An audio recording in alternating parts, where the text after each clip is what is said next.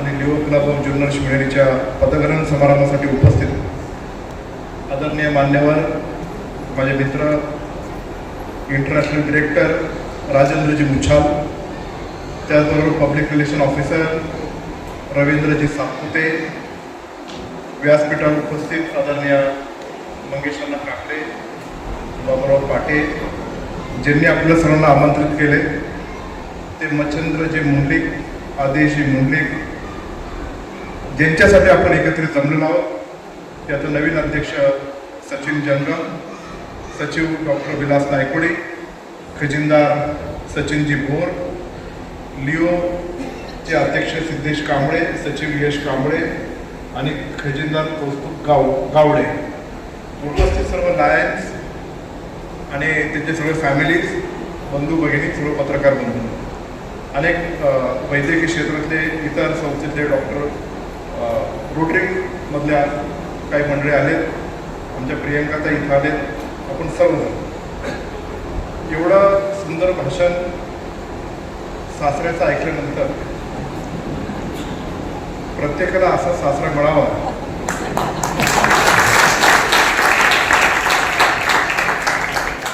बाबूराव 5,000 रुपये दिले, ते ज्या परिस्थितीतून आले त्याच्यानुसार त्यांनी जे काय दिलं त्या पैशाला किंमत नाही, पण त्यांच्या मोठेपणाने या सगळ्या गोष्टीला किती महत्व आहे. आज आता आपण जर पाहिलं तर आमचे अध्यक्ष सचिव खजिनदार, आता अध्यक्ष तर आळेगावचे अण्णाने सांगितलं, आता नारायणगावमध्ये त्यांची कर्मभूमी आहे. तिजेवाडीचे आमचे डॉक्टर नायकोडे, नारायणगावात आपण सर्वांना त्यांना ओळखतो. तिसरे आमचे गाववाले भोरवडीचे सचिन. तुम्ही सांगितलं की खजिनदार कसा असावा, तो आमचा गाववाला आहे ना डॉक्टर साहेब. पण तिघांकडे जर पाहिलं तर अजितदादाच्या आवडीच्या कलरचं जॅकेट त्यांनी घातलं.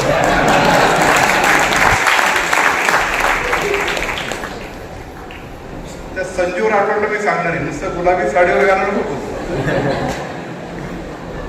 गुलाबी सूट, गुलाबी जॅकेट, ब्लेझर त्याच्यावर पण घालणार. गमतीचा भाग जाऊ द्या, पण आपण सर्वजण एक चांगल्या लायन्स क्लब, जे जगभरामध्ये असलेलं प्रसिद्ध एक सेवाभावी ऑर्गनायझेशनमध्ये काम करतोय, याचा अभिमान प्रत्येकाला आहे.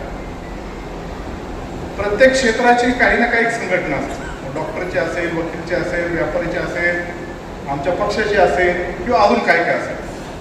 तर ह्या ज्या NGOज आहेत या निस्वार्थ पद्धतीने फक्त सेवाभाव करण्यासाठी जमलेले आपण सर्व लोक आहोत. आणि त्या एक उदात्त हेतूने तुम्ही सर्वजण गेले अनेक वर्ष काम करताय, त्याचा उल्लेख वारंवार प्रत्येक वक्त्याने हे सगळ्यांनी इथे केलेला आहे. एक जगभराचे एक प्रसिद्ध मूर्तिकार मायकल अँजेलो, त्यांना असं विचारलं होतं की चांगल्या मार्बलमधून तुम्ही मूर्ती कशी करता. तर तुम्ही मूर्ती करत नाही, मूर्ती त्या ऑलरेडी त्या मार्बलमध्ये मी अनवॉन्टेड ज्या गोष्टी आहेत त्याच्या बाहेर काढतो आणि मग ते घडत जातो. तसंच आपलं आयुष्य आहे, जे आपण घडत असताना जे काही गोष्टी करायच्या आणि ज्या काही गोष्टी सोडून द्यायच्या त्या माध्यमातून आपण पुढे गेलो. मी खरं तर आज इथं आल्यानंतर मुच्छाल साहेबांचं भाषण ऐकल्यानंतर त्यांनी जे गुरु केली दिलेली चॉईसची, ते सांगत होते, मी बारकाईने ऐकली, मी ती नोट पण केली. आणि आपण जीवन जगत असताना काय इथून शिकून जावं हे मुच्छाल साहेब तुमच्याकडून आम्ही आज इथे शिकलो.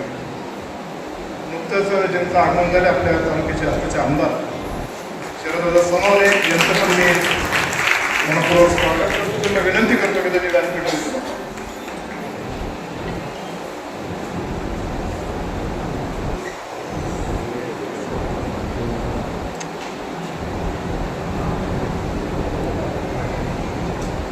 शेवटी आपण आयुष्य जगत असताना जसं मुच्छाल साहेबांनी चॉईस सांगितलं की how to take a decision in your life, आणि प्रत्येक 6 शब्दांचा 6 अक्षरांचा त्याने उल्लेख केला, तसं आपल्या आयुष्यामधला पर्पज काय हा पण प्रत्येकाने ठरवला पाहिजे.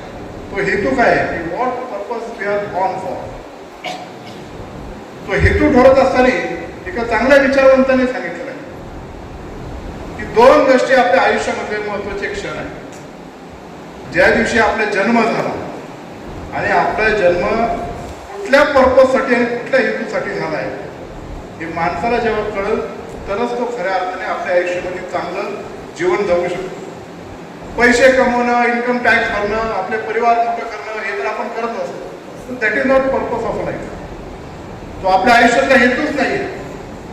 पण आयुष्यातला हेतू आपलं जर काय पाहिजे, तुमच्यासारखे जे सेवाभाव करतात हे तर केलं पाहिजे, फक्त तोच हेतू नाही. मी माझ्या आयुष्यामध्ये माझ्या वाचनात आलेली एक गोष्ट, यशवंतराव गडाखांच्या 75 गेल्यानंतर त्यांनी लिहिलं एका पुस्तकातून त्यांनी मला तिथे दाखवली होती, ती तुम्हाला सांगणार.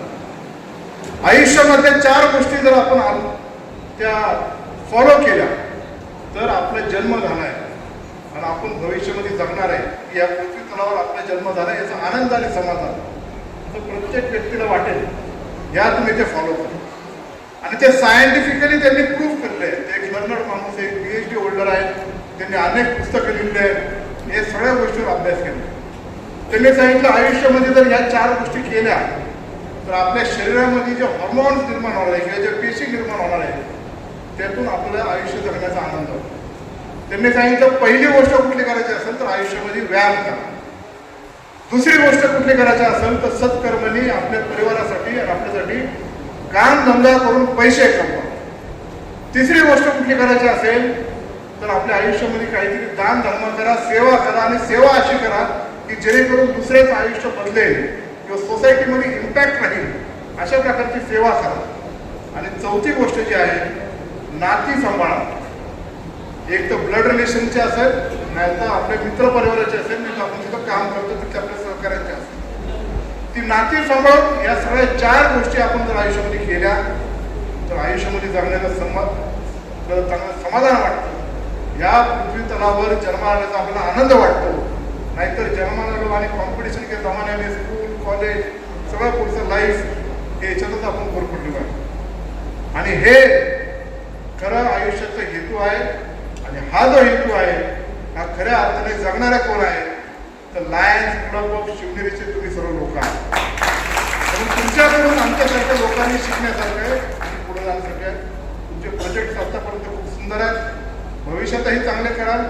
तुम्हाला काय सजेशन देण्यापासून पेक्षा तुमच्याकडून शिकण्यासारखी आमच्यासाठी खूप आहे असं मला इथं वाटतं. मी नवीन अध्यक्ष सचिव खजिनदार, त्याचबरोबर लिओ क्लबचे अध्यक्ष सचिव खजिनदार त्यांच्या पुढच्या कार्यक्रमासाठी मला परत शुभेच्छा देतो. आणि लायन्स क्लबचे जे काही सोशल ॲक्टिव्हिटीज असतील त्यासाठी व्यासपीठावरचे आले सगळे मंडळी भक्कमपणे तुमच्या पाठीमागे उभा आहोत एवढं या निमित्ताने सांगतो. आणि पुन्हा आपल्या सर्वांचे मनपूर्वक आभार. धन्यवाद. जय शिवराय.